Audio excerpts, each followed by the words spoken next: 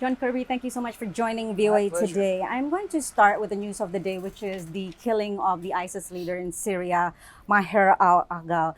Can you explain or can you share any more of his identity beyond his nom de guerre? The Pentagon also said that he's one of the top 5 leadership in ISIS. What are the status of the other 4? Well, I won't get into intelligence issues. Obviously, we continue to be interested in degrading ISIS capabilities in Iraq and Syria. That remains a core function of U.S. military forces that are in those areas. This gentleman here was one of the top 5.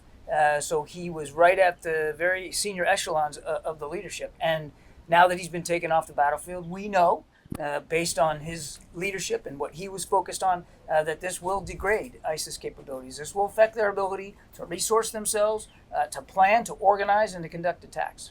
Now, moving on to the Middle East trip. This is a complicated trip for President Biden. In Israel, he'll be meeting a caretaker government. In Saudi Arabia, he'll be meeting the leadership of a kingdom he once characterized as having no redeeming values.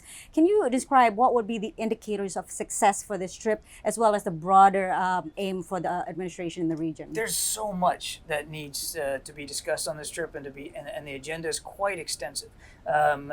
Between going to Israel, and furthering our defense partnership and reaffirming our ironclad commitment to Israel's defense, to meeting with President Abbas, and to reaffirming our commitment to a 2-state solution between Israel and Palestine. And then, of course, in Saudi Arabia, where we'll have bilateral discussions with King Salman and his leadership team. Again, this is a strategic partner. For 80 years, the Saudi pilots flew with American pilots as they went after ISIS targets in 2014. Saudi sailors still today are sailing with American sailors in the Persian Gulf, trying to minimize the Iranians' destabilizing activities there in the maritime environment. They're a strategic partner, and there's a lot to talk about, whether it's counterterrorism, whether certainly it's about the Iranian threat, or the war in Yemen. Now we're on our second extension of a truce in Yemen. Thousands of Yemenis now lives have been saved because that war has stopped for the longest period of time in 7 years. So that's significant. And then, of course, on his last day, he'll be sitting down with 9 other leaders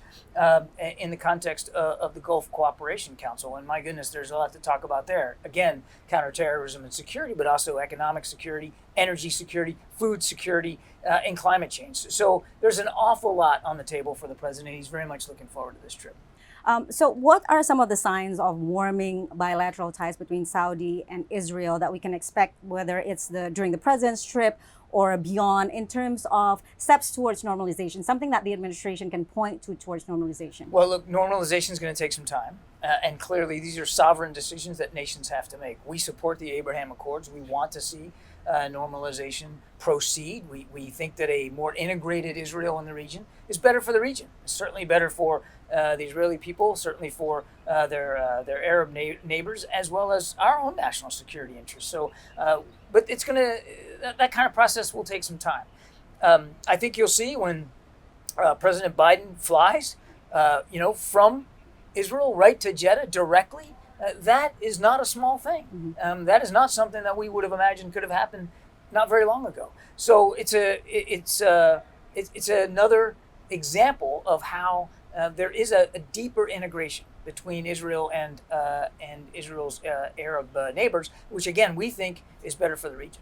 I'm going to talk about that integration a little bit further, but right now I really am curious, where does the president stand in terms of Saudi-Israeli normalization vis-a-vis Palestinian statehood? So does the president believe that the two go hand in hand, or does he believe that normalization can proceed whether or not there's progress in terms of the 2-state solution? I don't think the president's putting it in terms of a building block approach like that. I mean, he continues to believe that a 2-state solution is the best solution.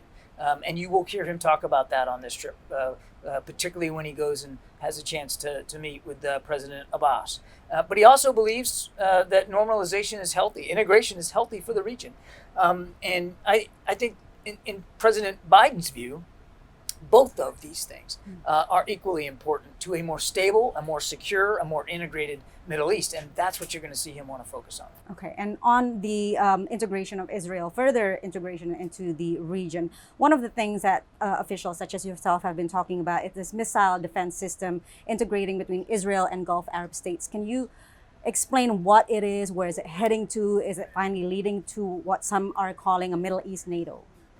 I don't think we're referring necessarily to it as a Middle East NATO. What we're talking about, and we have been talking about this for quite some time, is a better and a more integrated air defense capability in the region.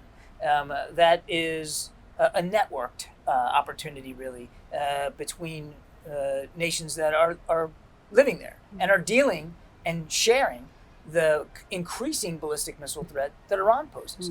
Now, obviously, we have air defense capabilities there because we have troops, we have facilities that we're using in the region, but so do our partners. And we believe that we've learned this over so many years of military experience that integrated air defense is really the best kind of air defense. So I think, with or without the trip, we've been wanting to pursue this idea of better integrated air defense in the region, and I think the president will have some things to say about that. Obviously, when we get on the ground, I don't want to get ahead of him, but we continue to believe that better, more robust, more networked air defense is really to the betterment of everybody. Does the president still believe or still have any faith in the JCPOA process? Does he believe it's dead, and is there a plan B? The president continues to believe stridently that the best solution here to prevent Iran from becoming a nuclear armed state is diplomacy. And there is a deal, it's on the table. And the onus now is on Iran to take that deal. And they have not proven willing to do that. They have been adding a bunch of requirements outside the boundaries of the deal. There is a deal that we have agreed to and that our partners have agreed to. It's up to Iran now to take that deal. But the president continues to believe that diplomacy, a negotiated settlement here, that's the best way forward. And that no problem in the Middle East gets easier to solve, none, if Iran has a nuclear weapon. I want to move on to Ukraine. 60 days has passed since the president signed the Lend-Lease Act. So when is the administration going to come out with a mechanism in terms of describing how that will work? I think we're still looking at the Lend-Lease authorities and what they provide, and we're grateful for Congress for that piece of legislation. Clearly, it was passed in a bipartisan way. Clearly indicates the degree to which members on Capitol Hill value the kind of support that we're giving to Ukraine and want to make sure that we can continue to do that. They also recently just passed a $20 billion supplemental piece of legislation that not all, but a lot of it goes to security assistance. What we're focused on is in real time doing what we can to help Ukraine defend itself. Can we expect it in matter of days or weeks? Well, just on Friday, the president signed another $400 million out in presidential drawdown authority. We have a lot of authorities already available to us, and we're using them. So Congressman Victoria Spart sent a letter to the president saying or requesting due diligence and oversight to Andriy Yermak, one of President Zelensky's top aides. Does the administration believe that that's the case? Does the president believe that does he still have confidence in Andriy Yermak? Does he believe that oversight is needed or more oversight is needed? Well, we'll respond to the Congresswoman appropriately. I won't get ahead of correspondence in that regard.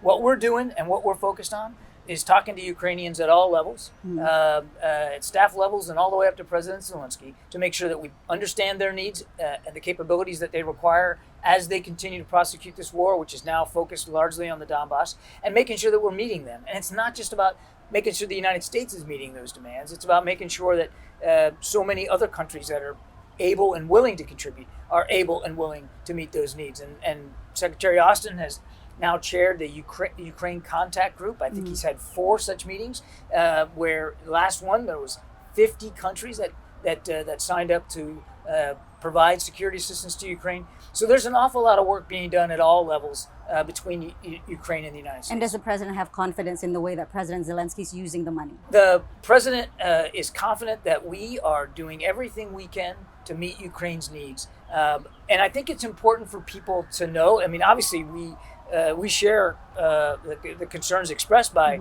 members of Congress that we want to make sure there's proper accountability for the material that Ukraine is getting. But we need to remember that it is Ukrainian property once it is in their armed forces, and that we're not dictating to a fare thee well how they're using every piece of equipment on the battlefield. But obviously they have said, and they agree with us, they have said they also share concerns about accountability and oversight, and are willing to work with us on that. One question on Afghanistan. Next month, there will be the anniversary of the year, 1 year anniversary of the withdrawal. What would be the president's message at that time to the American people? The president wants to make sure that that as we head into the anniversary, that we are appropriately recognizing the lives that were lost in that evacuation, but also the lives that were saved. 124,000 people were brought out safely from Afghanistan in just the course of those 2 weeks. The president also wants to make sure that we're focused on the future, that people understand we are on a stronger strategic footing now for having ended this war after 20 years. And that has actually benefited us and our national security, and that we are looking forward for how best to secure our interests around the world. One of the reasons why he's going on this trip is because we have so many national security interests in the Middle East, and the president wants to work on that. He wants to take seriously his responsibility to protect and advance those interests. Thank you so much, John, and I'll see you in the Middle East. Yes, ma'am. Thank you. Look forward to it.